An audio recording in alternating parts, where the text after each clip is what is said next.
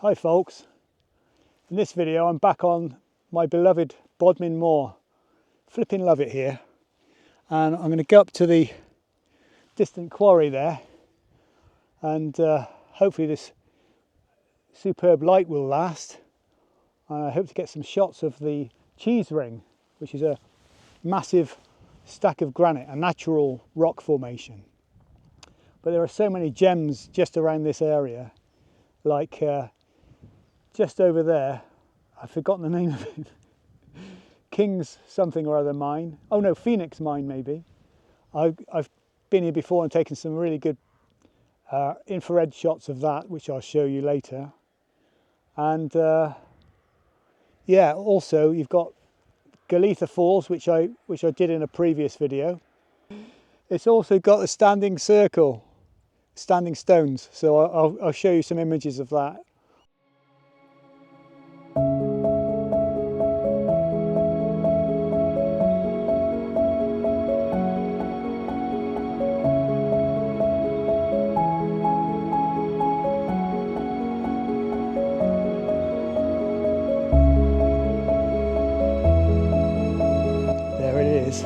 In the distance, the fabulous Stows Hill with the cheese ring.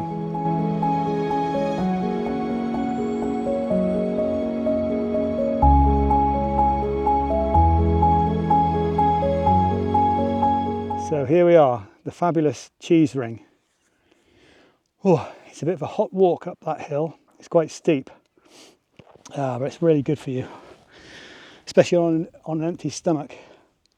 Now the cheese ring is, I think it's about 30 feet high. If I walk up there, you'll be able to see the size of it.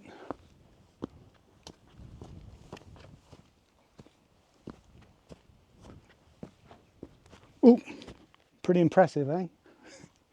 Look at that. Oh, before I made this clip, I just managed to get a shot before the sun went in, and I'm glad I did, because there's a very large cloud, many miles wide, just starting to cover the sun. So hopefully there'll be a break within the next half an hour or so. The cheese ring, and yes, I've forgotten what it means, but it's something to do with an old measurement or something that they used to have called cheese rings, or the way it was wrapped into sacks or something like that, I think.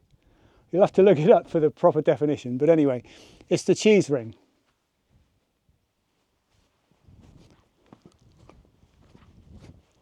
Okay, so here's the image of the cheese ring brought into Lightroom. And ignore that sound, that's just a new email coming through. What I normally do to start off is I click on Auto just to see how that looks, and that does look pretty good. And what that does is it changes the histogram to set the black and white points easily for you, but it doesn't always work, so use Auto with caution. And now I've done that, I'm quite pleased with the result, but the sky needs to be darkened, so I'm going to go up here to the masking. I'm going to choose Select Sky. It'll do its business, create a mask for you. I'm just going to bring the exposure of the sky down a little bit so that the foreground stands out a bit better. Not too much, that looks about right. Don't go over the top. I think that's pretty much all I want to do for this image. Maybe increase the vibrance a little bit just to make the colours pop a little better. So the auto setting set it to 18, but I'm going to take it up to 35. Right, that looks pretty good. So on a Windows computer, if you do Control and E, if you've got it all set up properly, you can just get that to open in Photoshop automatically for you. So I'm going to switch to Photoshop. There's the image, looks good, pleased with that. Right, so the image is still in its raw state because I shoot raw files. And now what I would do next is I would take the zoom setting up to 100%. 100% is important because that's how it would look if you did a very large print of it. So, and now I would go from left to right, or up and down, doesn't matter which, and I'm just going to scout around the whole image looking for imperfections or anything I might need to clone out, like a a Coke can or something stupid like that. Right. Well, just imagine that I've gone through the rest of that. You get the idea. And then what I would do is I would save the image as a TIFF file. And I'd rename it as well according to my numbering system on my website, but obviously you won't need to do that unless you're a professional like me. So once I've done that, I save it as a TIFF, and I save it in the same folder as the raw file so that you know exactly where you are. So then you've got the raw file and the TIFF file together. And then from this TIFF file, which is now my master file, I would then make my JPEGs to be able to send to my website, or perhaps you might want to send one to your friend or something. So obviously you want a smaller file, much smaller file. If I just open up image size on this image is 172 megabytes because it's a 61 megapixel camera. So it's quite large.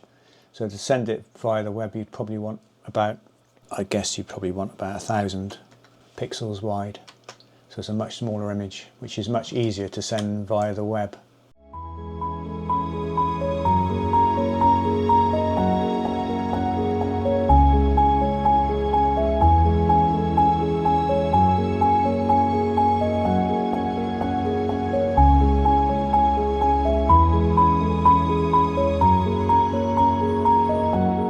This is called Stowe's Hill, this whole area, and this is just fantastic, isn't it? This massive granite stack. Absolutely love it. So I've got the tripod down low, checked that the horizon level was straight, and then took a shot, which I'll show you in a minute. But isn't this fantastic? I just love it. And the views from up here, I can't do it justice with my camera, but you just have to take my word for it. They are fantastic. So this is the ideal day really as well. We've got showers, so it means you get some nice grey in the sky, because the last thing you'd want behind this fantastic granite stack is a clear blue sky. You know, it's two picture postcard. So you want some drama in the sky.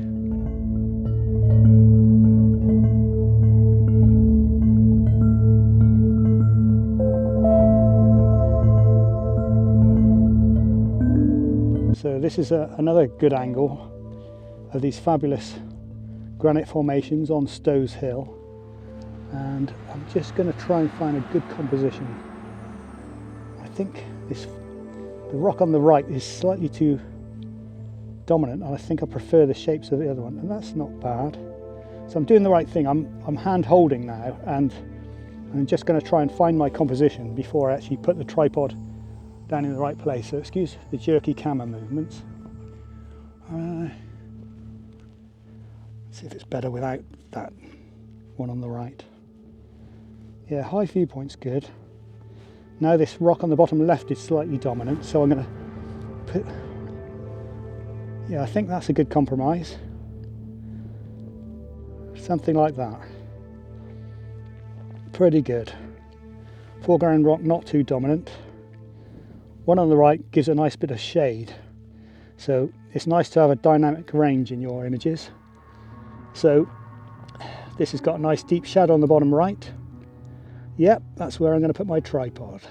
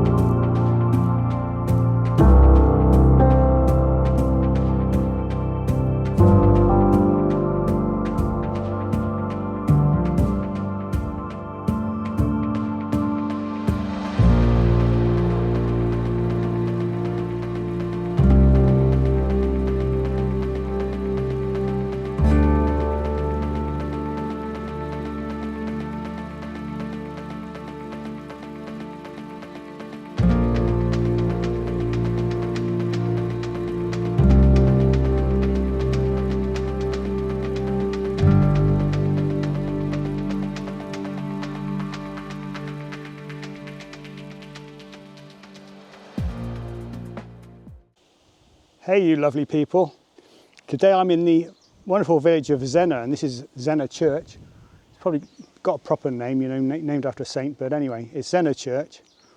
And today I've done some planning and I'm hoping to get a good shot of Zennor Head, because although I've taken shots in the past, I still think they could be better, and it's always great to return to a location and hopefully take a better shot. So let's see what we can do today.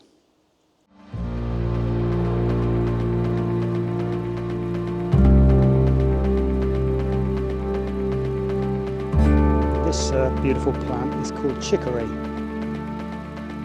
Beautiful blue.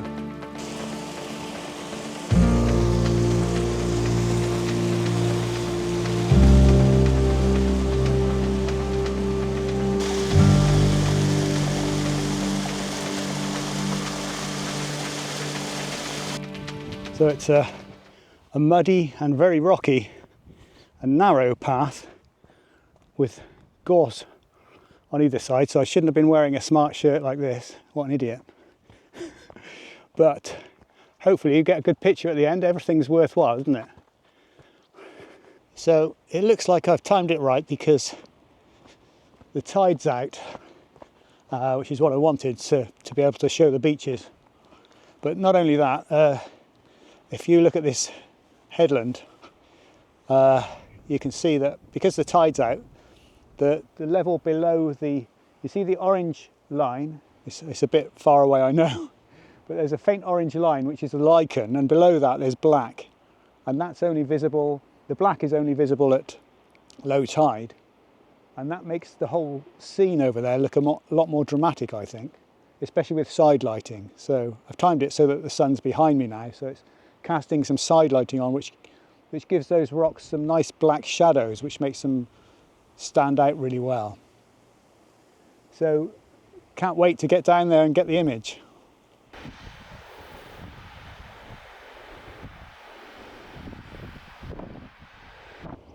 So this is what I came for. Fantastic view over to Zennor Head, and with some careful planning I've managed to catch it with the tide out so that the beaches are visible, because if you've got sand in an image, if you've got a beach in an image, it really does make it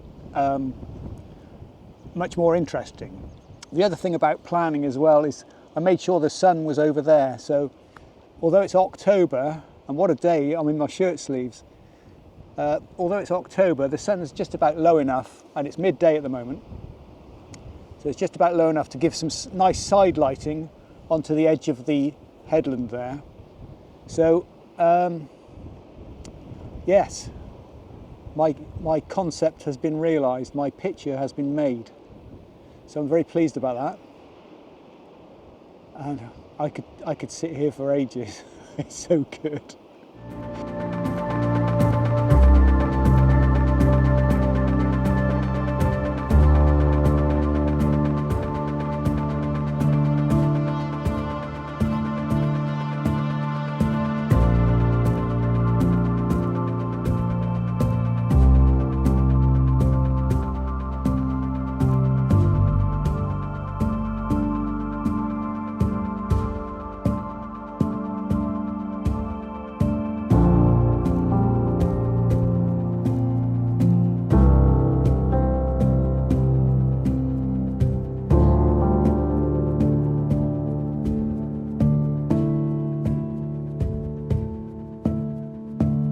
Hey, thanks for watching this video. I really appreciate it. And until next time, bye for now.